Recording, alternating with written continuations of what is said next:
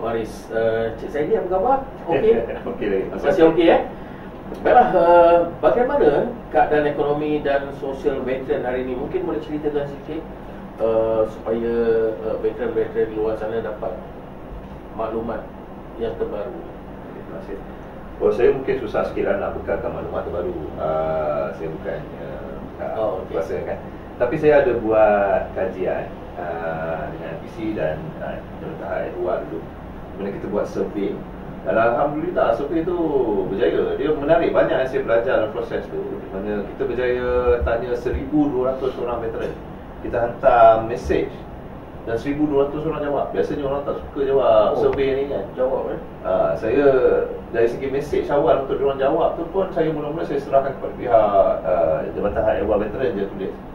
Saya tengok tulis, uish ni skema sangat ni, ayat semua panjang kan. Tapi rupa-rupanya dia work kan, dia berkesan. Jadi bila dia berkesan saya tak kacau lah. Saya rasa untuk veteran mungkin cara mesej dia tulis dengan secara rasmi. Sebab mungkin dia dah biasa dengan tulisan rasmi. So bila dapat tulisan rasmi dia jawab. Dia tengok 1,200 jawab dalam masa beberapa hari sahaja, which is so good. Selalu saya nak buat survey ni nak dapat 400, nak dapat 200 pun, ya Allah susah kan. Untuk veteran ni dia bagi kita sama dari segi menjawab. Dan dari segi itu saya dapati ada finding yang menarik lah, di mana kita tengok ada 727 daripada yang jawab soalan survey dia bekerja, 460 tak bekerja, 16 orang tak nak kerja. Tak nak kerja tu sebab ada yang sakit, ada yang isteri okey. Dan kita punya profile tu pun kita tengok hampir dia cover semualah, hampir semua yang beristeri, Melayu, Cina, India semua cover. And daripada apa hasil dapatan ni kita dapati yang ramai bekerja, tapi yang bekerja pun dia masih nak cari kerja lain yang lagi proper. Sebab bila kerja ni ada yang gig workers, ada yang hanya kerja Grab, ada yang kerja Lalamove. Golongan tu tak ada kerjaya yang kita panggil tetap lah kita buat. Ada yang berniaga, ada yang kita panggil klise tu jadi security, ramai juga yang jadi security.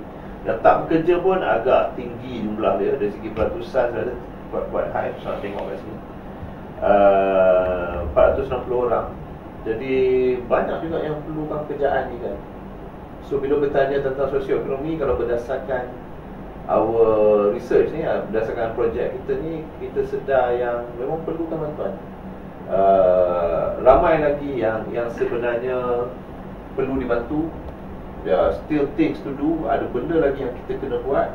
Kita kena bantu golongan veteran kita. Ramai lagi yang masih perlukan bantuan, mungkin perancangan yang lebih teliti untuk masa depan. Betul. Dan saya juga merasakan bahawa setiap tahun ada perubahan-perubahan, because setiap tahun 6,000 orang veteran baru akan hadir. Jadi pekerjaan-pekerjaan yang ada ni kita harus isi dan kita harus dapat membantu veteran-veteran yang semakin bertambah ni. Dan mungkin juga ada sesuatu yang perlu dilakukan oleh pihak kerajaan ataupun veteran sendiri.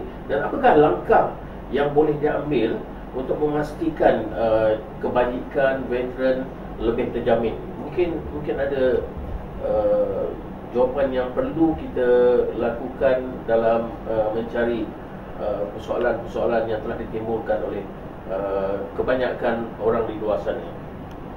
Okey, saya ada structured punya answer sebab memang kita punya report hari tu pun berkenaan ni.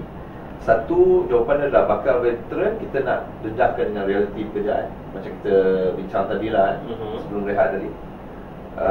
Kita prepare dia dengan kerja yang betul. Dia kena faham bidang kerja tu macam mana dengan betul, realiti kehidupan kerja tu. Sebab macam saya cerita contoh tadi, ada yang kerja roti sebab nak makan roti kan, ikut kawan, sebab dia tak tahu realiti dia macam mana. Dia duduk dalam situasi yang dia dapat arahan, dia buat. Tiba-tiba keluar tak ada dah arahan tu, dia kena buat sendiri. So tu something yang agak mencabar untuk seorang veteran. Yang kedua, kita nak libatkan keluarga dengan masyarakat setempat. Yang ni kita based on luar negara juga. Sebab keluarga pun tak tahu husband nak balik dan dah tak kerja tentera dah ni. Persediaan keluarga tu, mungkin kena ada sesi keluarga juga, macam mana perangai suami nanti. Mungkin melibatkan masyarakat setempat juga, hulu kampung ke, kena bagi tahu kat Semain Jumaat ke, kita ada golongan tentera kita balik ni kan. Diorang mungkin garang sikit awal-awal ni kan. Mungkin benda-benda tu supaya orang faham Yang golongan tentera ni lain sikit.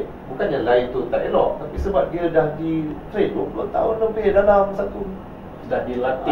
dilatih, dikepopong dalam tu kan. Dan dia jadi satu karakter dia sendiri. So mungkin masyarakat dengan orang keluarga pun kena bersedia. Tentu teknologi kita perlu implement teknologi. Yang ni mungkin kita boleh kerjasama lah dengan BLT, kita boleh kerjasama dengan Balancer juga kan. Kita boleh buat mismatch, kita boleh guna teknologi AI sekarang. Kita kena pasti AI ni kita tengok trend je. Pada satu time bila kita dah ada enough data, mesin tu sendiri dah boleh kena pasti. Kita tak perlu involvement kita kan. So nak mismatch punya atasi ni, nak atasi masalah mismatch ni, penggunaan teknologi antara yang boleh kita guna. Tentunya kalau saya buat itu projek BI, so message yang kita bagi bila BI ni, behavioral insight ni, BI ni behavioral insight kan, kalau BI orang ingat masih English lah kan. Bila behavioral insight ni, messaging dan cara kita frame message tu main peranan. Macam saya cerita tadi, pihak Jeff dia hantar message yang rasmi kan, berkesan, so saya maintain. Kalau tak berkesan, kita guna teknik lain. BI ni kita kena faham manusia punya cara penerimaan message tu, cara kita frame satu message tu. Dia kalau nak cerita lagi banyak tentang BI, tentang teknologi ni, kena ada satu sesi lain lah. Saya kena panjang lagi lah. Tak cukup ni. Tak cukup. Kita kena fokus on teknologi saja daripada BI saja. And saya juga tengok yang ni saya suggestkan juga untuk kerjasama dengan portal yang sedia ada. Macam Job Street. Okay, Job Street pun ada ruang khas untuk golongan veteran. Dan veteran ni kita kena highlightkan kelebihan itu. Sebenarnya banyak kelebihan veteran ni. Disiplin tu yang saya rasa it's going to be very hard for you to teach disiplin kan. Okay, so yang itulah buat masa sekarang. Tapi again, kalau nak cerita teknologi, nak cerita behavioral insight lagi berkenaan macam mana nak atasi situasi ni, panggil lagi lah. InsyaAllah kita akan panggil Cik Zaidi. Dan nampaknya kita telah pun sampai ke penghujung acara kita. Dan mungkin saya boleh bagi 2 minit kepada Cik Zaidi untuk memberikan sedikit kata-kata kepada veteran kita di luar sana. Dan supaya mereka lebih tahu untuk menghargai diri mereka dan kepakaran yang mereka ada. Silakan. Kepada veteran saya rasa veteran kena, macam kita highlight tadi awal-awal tadi, dia kena ada kesedaran akan realiti kehidupan lepas habis tentera, lepas habis duduk dalam tempat yang sebenarnya semua dah ada ni. Jadi tentera ni semua dah ada kan, klinik dah ada, bantuan dah ada, keluar dunia nyata semua tu tak ada. So bersedia, ambil sungguh-sungguh masa yang ada sebelum tamat tempoh perkhidmatan tu, masa begitu hebat. Kalau ada ujian penilaian, jawab betul-betul. Kena ada kesedaran yang nanti kat dunia nyata dia mencabar juga. Dia satu lagi kejaya baru. Kena fikir bukan kita sahaja, anak-anak kita, keluarga kita kan. Dan kena ada bit of idea, ada idea tentang dunia nyata nanti dan macam mana nak berdepan dengan situasi tu. Saya juga, again saya nak ulang, keluarga pun kena faham situasi golongan yang bakal datang ni. Pihak berkuasa kena sedia. Pihak yang bertanggungjawab ni, stakeholders ni, pemegang taruh ni, pada saya kena ada planning yang lagi cantik. Sekarang dah okey, dah ada. Tapi kita perlu yang lagi cantik, memahami behavior dia orang, faham dia punya behavior, tahu karakteristik. Sebab dia, golongan tentera ni walaupun kita nak dia bersedia, tapi dia dah terbiasa. Dia dah 20 tahun lebih dalam satu sistem. Kita pun kalau duduk 20 tahun dalam satu kawasan tu, kita jadi macam tu.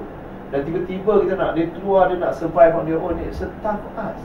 Dia bukan senang. Lepas tu dia nak lawan pula dengan orang-orang yang memang dah ada kat luar, yang dah boleh pergi kerja. Selama ni dia duduk dalam camp, dia tak ada peluang macam orang lain tu. Orang lain tu walaupun mungkin berhenti kerja balik, tapi dia orang ada experience tu. Golongan tentera, golongan veteran tak ada.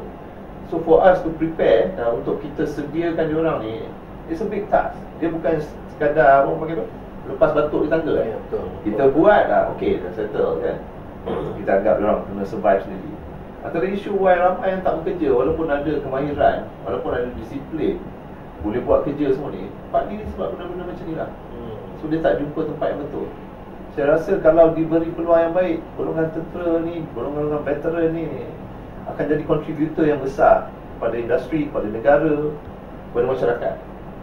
So sekali lagi saya harap program macam Keluar Baris ni, mungkin ada lagi program-program lain, kerjasama dengan syarikat-syarikat macam BLT, macam kerjasama dengan bekas-bekas veteran lain perlu dipertingkatkan dan perlu difahami. Saya sedar antara isu dia adalah semua orang dalam bubble sendiri, dalam buih sendiri yang tak faham situasi orang lain tu. Kita tak kenal veteran pun tak kenal orang luar tu. So nak divide the gap tu, pada saya memerlukan usaha yang lebih untuk memastikan isu ni tak berulang dan boleh diperbaiki. Itu je kot. Okey, baiklah, terima kasih diucapkan kepada Cik Muhammad Saidi Ismail daripada Talenses yang telah bersama-sama dengan kita di dalam podcast Keluar Baris Veteran Angkatan Tentera Malaysia. Jadi kepada VTC Holistic Sdn Bhd, terima kasih juga kerana telah menaja program ini. Dan insyaAllah di lain masa kita akan berjumpa semula dengan Cik Saidi. Mungkin ada lagi program-program yang lagi bagus, yang lagi rancak untuk diperbualkan. Jadi dengan itu kita jumpa lagi. Maka dengan itu sekian, wabillahi taufiq wa hidayah. Wassalamualaikum warahmatullahi wabarakatuh. Jumpa lagi, bye bye. Waalaikumsalam.